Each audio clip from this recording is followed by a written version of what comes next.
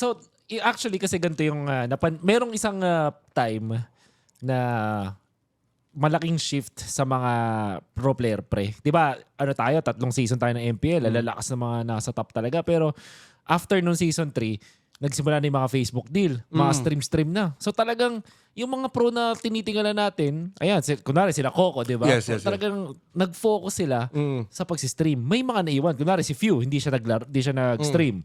Focus siya sa Nag-stream si Few. Nag-stream siya pero Pero focus pa yun siya sa game. hindi siya content creator, ganun. Tapos new generation, nakita natin. Kayo, pinagsabay nyo, ganun. So parang ang lala nung ginagawa nyo nun. Sa side ko kasi, tol.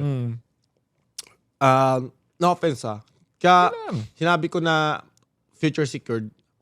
Kasi wala kami sa MPL, tol. Wala kami sa MPL. Paano kami mag-generate? Kasi ako yung Cargo mo yung mga cargo bata. ko yung mga bata eh. Okay, sabihin natin na pinapakain ko sila. Dati at that time walang sahod eh. Pakain lang okay na eh.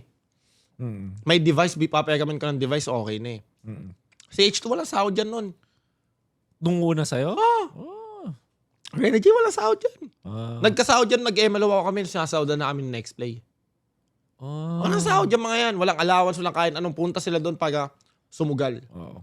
Kumain. May pakain ka lang, no? Tsaka bahay lang. Ako, sa isip-isip ko, kung ako, sikat ako, ang dami kong viewers, sabi natin na kada live ko, 20,000, gusto ko, pag nag-live to, kahit yung 1,000 man lang na viewer ko, may pasa ko dito, makakuha ng Facebook deal to. Masaya na yan, batang yan. No matter what. Tama. Di ba? Ginawa ko yun.